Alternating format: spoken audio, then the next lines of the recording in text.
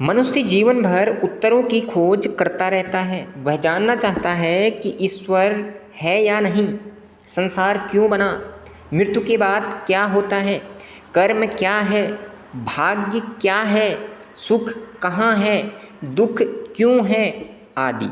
ये प्रश्न स्वाभाविक हैं, लेकिन क्या तुमने कभी यह देखा है कि इन सब सवालों को पूछने वाला कौन है?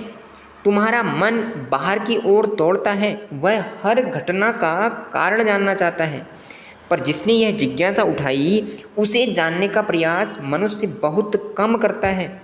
यह ऐसा ही है जैसे कोई व्यक्ति वृक्ष के हर एक पत्ते का अध्ययन करे, किंतु यह न देखे कि आखिर यह निकला किस जड़ से है। मैं केवल इतना कहता हूँ कि एक क्षण रुककर उस मैं को देखो जो हर अनुभव में सबसे पहले उपस्थित होता है। तुम कहते हो मैं सोचता हूँ, मैं दुखी हूँ, मैं प्रसन्न हूँ, पर ये मैं है कौन?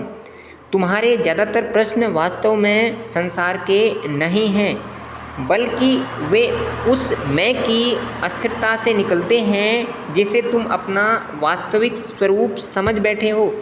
जब यह मैं स्वयं को शरीर मानता है तब उसे मृत्यु का डर सताता है। इसलिए प्रश्नों से लड़ो मत, उनके स्रोतों को देखो। हर प्रश्न के पीछे एक मैं बैठा है जो स्वयं को सीमित मानता है। उसी सीमितता से भय जन्म लेता है, वह भय से सवालों की लंबी श्रृंखला।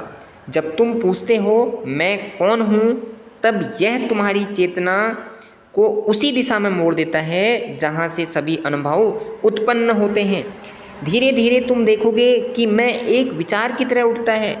जागते ही सबसे पहले मैं का भाव आता है और उसके बाद संसार उपस्थित हो जाता है, मेरा परिवार, मेरी स्मृतियाँ, मेरी योजनाएं। यदि इस प्रथम विचार की जांच कर ली जाए तो उसके पीछे एक मौन उपस्थिति दिखाई देने लगती है जो किसी विचार पर निर्भर नहीं है। वही तुम्हारा वास्तविक स्वरूप है। ज्ञानी व अज्ञानी दोनों एक ही संसार में रहते हैं, पर उनका अनुभव एक जैसा नहीं होता। अज्ञानी हर घटना को अपने छोटे से मैं से जोड़ता है। ज्ञानी उसी घटना को आते जाते हुए देखता है। वह भागता नहीं, चिपकता नहीं, वह जीवन के साथ संघर्ष नहीं करता, क्योंकि उसने स्वयं को जीवन से अलग मानना छोड़ दिया है। इसलिए मैं यह नहीं कहता कि ज्ञान प्राप्त करने के बाद तुम्हारे पास कोई प्रश्न नहीं रहेगा। मैं केवल यह कहता हूँ कि प्रश्न पूछने वाला बदल जाएगा।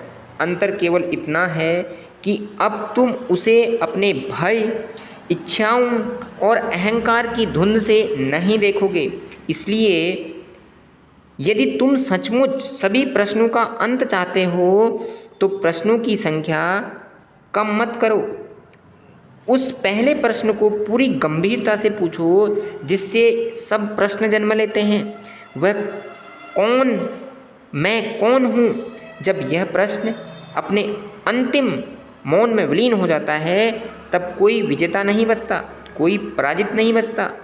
केवल वही शांति शेष रहती है जिसे न शब्द व्यक्त कर सकते हैं, न विचार पकड़ सकते हैं। उसी शांति में ज्ञात होता है कि खोज कभी बाहर थी ही नहीं, खोजने वाला ही वह था जिसे खोजा जा रहा था।